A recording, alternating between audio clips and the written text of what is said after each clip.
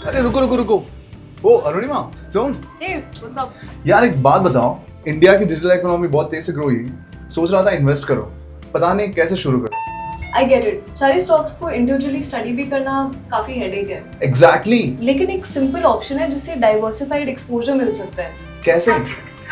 अभी मेरा फ्लोर आ गया है, बाद में स्टूडियो में मिल, पूरा ब्रेकडाउन बताती हूँ। ठीक है ठीक है।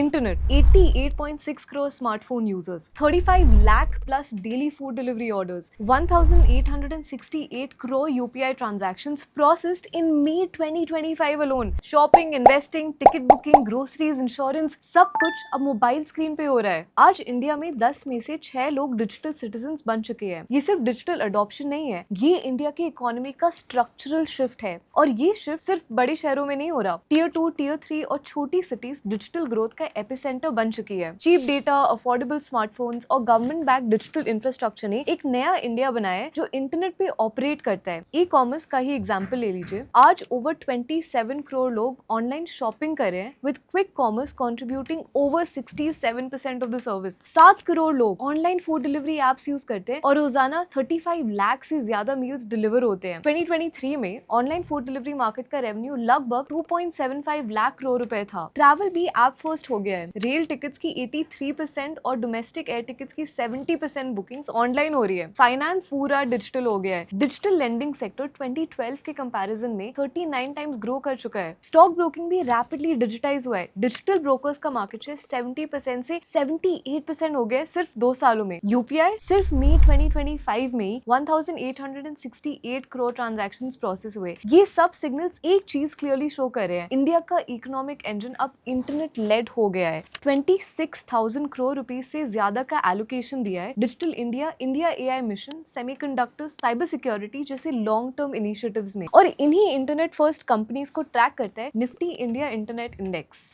ये इंडेक्स उन लिस्टेड कंपनीज को इंक्लूड करता है जिनकी core revenue internet based business model से आती है। एज ऑफ मई 2025 इस इंडेक्स में 21 कंपनीज है across e commerce, fintech, food delivery, travel and more. ये इंडेक्स सेमी एनुअली रीबैलेंस किया जाता है और क्वार्टरली रीबैलेंस किए जाते हैं कॉन्स्टिट्यूएंट्स के वेटेज। इंडेक्स का कॉम्पोजिशन ना 6 मेजर सेक्टर्स में डिवाइडेड है। सबसे बड़ा हिस्सा है ई रिटेल और ई कॉमर्स का, फिर आता है फिनटेक यानी financial technology, internet enabled retail, stock broking, digital travel is 10% और online media and entertainment. Total portfolio का 83% से ज्यादा हिस्सा मिड और लार्ज कैप स्टॉक से बना है। आप अपनी स्क्रीन पे इसके टॉप कंस्टिट्यूएंट्स बाय वेटेज देख सकते हैं। परफॉर्मेंस की बात की जाए तो इस इंडेक्स ने ब्रॉड मार्केट इंडाइसेस को शॉर्ट एंड मीडियम टर्म में आउट परफॉर्म किया है और healthy risk adjusted returns generate किए हैं। इस इंडेक्स की टॉप 10 कंपनीज बाय वेटेज की कंबाइंड सेल्स FY21 में 18,158 करोड़ रुपीस थी, जो FY25 तक बढ़कर 77,788 करोड़ रुपीस हो गई। सिर्फ 5 साल में 4 टाइम से ज्यादा ग्रोथ। और निफ्टी इंडिया इंटरनेट इंडेक्स पे बेस्ड 2 स्कीम्स इंट्रोड्यूस किए हैं ग्रो म्यूचुअल फंड ने, grow Nifty India internet ETF and grow Nifty India internet ETF FOF। ETF एक स्टॉक की तरह ट्रेड होता है, जिसका मतलब है कि आप इसे एक्सचेंज पर बाय और सेल कर सकते हैं और इसके लिए आपको डीमैट अकाउंट की जरूरत होती है। ये बेसिकली स्टॉक्स का एक बास्केट होता है जो एक्सचेंज पर ट्रेड होता है। अगर आप इंडिया की इंटरनेट लेड बिजनेसेस में इन्वेस्ट करना चाहते हैं